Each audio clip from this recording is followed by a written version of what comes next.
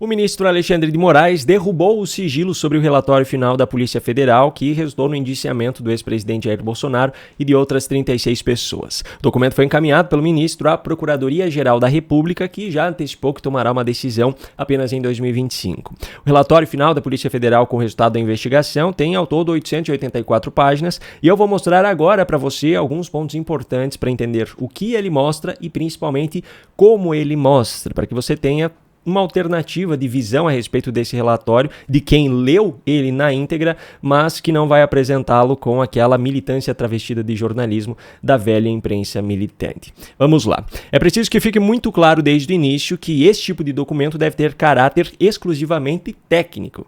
Um relatório como esse deve ser um material que reúne as evidências encontradas na investigação, analisa-as de forma completamente imparcial e, com base nessa análise, conclui se houve a prática daquilo que até então era apenas uma suspeita. Isso é o que se espera de um relatório como esse. Agora vamos ver o que foi feito na prática nesse documento elaborado pela Polícia Federal. O primeiro parágrafo do relatório, no capítulo que diz tratar da contextualização da investigação, ou seja, um capítulo que deveria ser introdutório, já é apresentada uma conclusão do caso. Veja só o que ele diz. No contexto da presente investigação, apurou-se a constituição de uma organização criminosa, com seus integrantes atuando mediante divisão de tarefas, com o fim de obtenção de vantagem consistente em tentar manter o então presidente da República, Jair Bolsonaro, no poder, a partir da consumação de um golpe de Estado e da abolição do Estado Democrático de Direito, restringindo o exercício do poder judiciário, impedindo a posse do então presidente da República eleito. Logo adiante, o relatório aponta a existência de 6 núcleos que, segundo a polícia, são claramente identificados através das evidências, e em seguida a afirmação de que o grupo investigado criou, desenvolveu e disseminou a narrativa falsa da existência de vulnerabilidade e fraude no sistema eletrônico de votação do país. A PF diz ainda que os ataques às urnas eletrônicas não se iniciaram após o segundo turno das eleições presidenciais de 2022. Pelo contrário, o grupo, ora investigado, já propagava essa ideia desde 2019.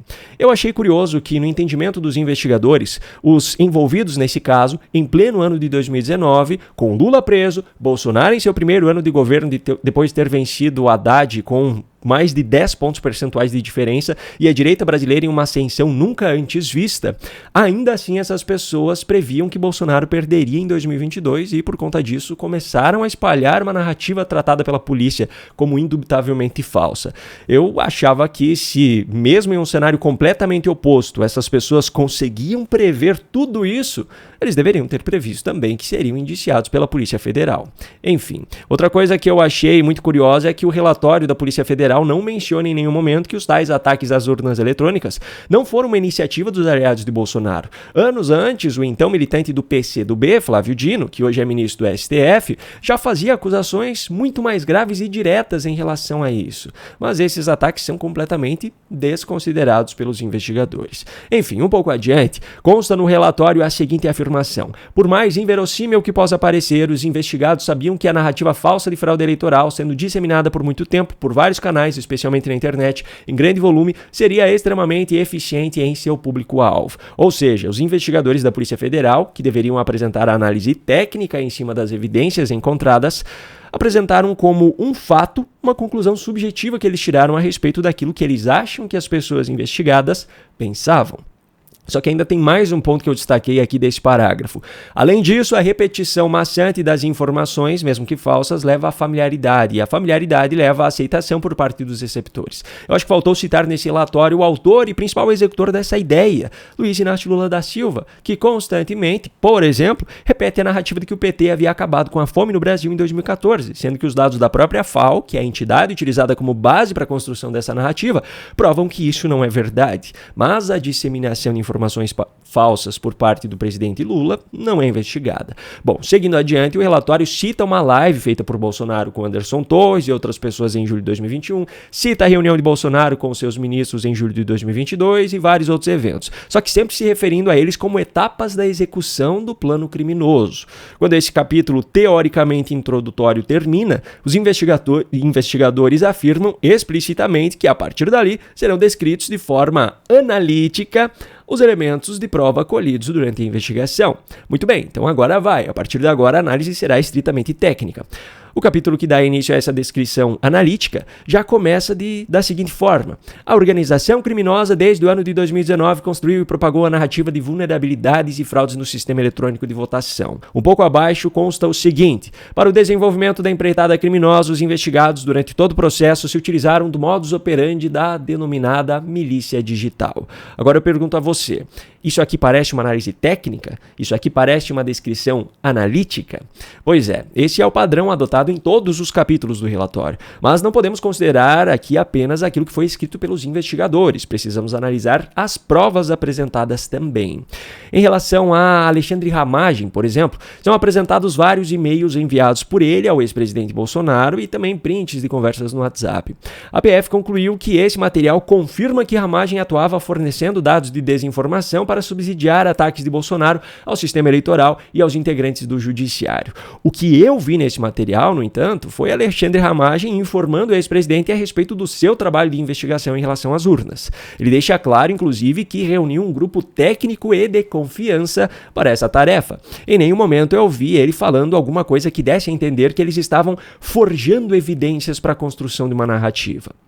Da mesma forma, em relação a outras pessoas citadas no relatório como produtoras de informações falsas, de acordo com a conclusão dos investigadores, eu vi nas evidências apresentadas apenas pessoas fazendo pesquisas, sempre baseadas em evidências e apresentando provas em suas publicações, e tendo seu trabalho reconhecido por outras pessoas que faziam tarefas parecidas. Há sim evidências de que havia um trabalho coordenado de assuntos que seriam abordados, mas isso não significa que as informações eram falsas e também não se trata de nada ilegal. Inclusive, no atual governo Lula, integrantes da SECOM já admitiram que eram realizadas reuniões presenciais para articular pautas que seriam defendidas nas redes sociais.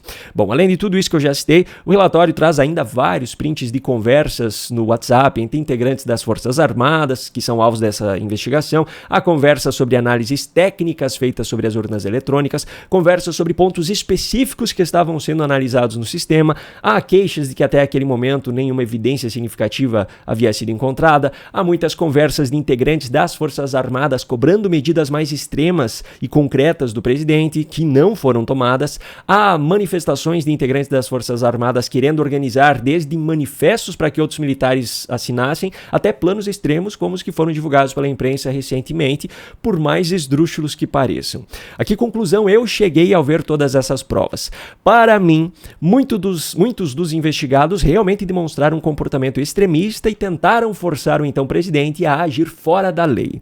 Alguns dos investigados, como foi o caso do Ramagem, por exemplo, eu achei que a PF forçou a barra, atribuindo a ele coisas que não aparecem de forma clara nos materiais probatórios apresentados. Em relação ao ex-presidente Jair Bolsonaro, me pareceu que desde o princípio, e mesmo sendo pressionado por muitas frentes, ele não quis sair em nenhum momento das chamadas 4 linhas. Em outras palavras, em nenhum momento ele quis fazer algo que não estivesse previsto na Constituição ou na legislação brasileira.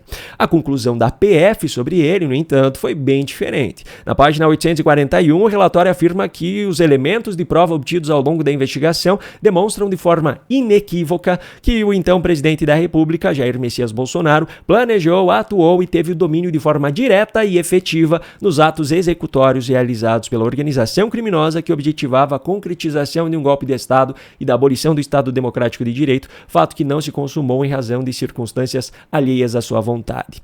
Eu, particularmente, não vi os tais atos executórios realizados como a polícia citou. O que eu vi foi uma série de planos, intenções, vontades, mas nada de execução. E planejamento, concorde você ou não, não é passível de punição de acordo com a legislação vigente no Brasil. Agora, o principal ponto da minha análise, que é sobre como esse relatório foi elaborado e apresentado. Sendo bem sincero e acreditando ainda na existência de um mínimo de liberdade de expressão nesse país, ao meu ver, os investigadores elaboraram um relatório extremamente político e não técnico, como deveria ter sido.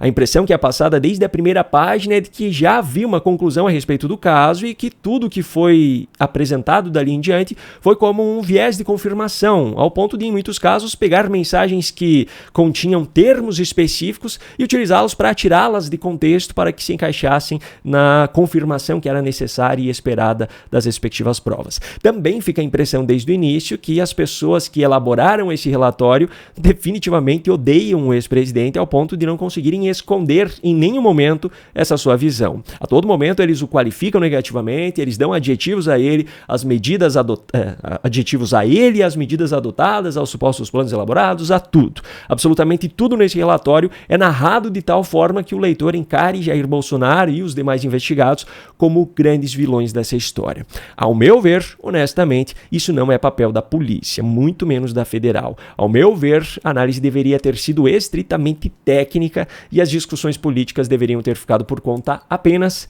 das instituições políticas. Agora eu quero saber de você que assistiu até aqui. O que você achou dos trechos que eu mostrei nesse relatório? Você acha que a conduta deveria ter sido diferente? Me conta aqui nos comentários. E não se esqueça de fazer a sua parte agora para que essas informações cheguem a mais pessoas. Você pode compartilhar esse vídeo diretamente com quem você acha que deveria assisti-lo também, ou pode simplesmente clicar em gostei para que o algoritmo do YouTube o recomende para mais pessoas. Um grande abraço e até a próxima.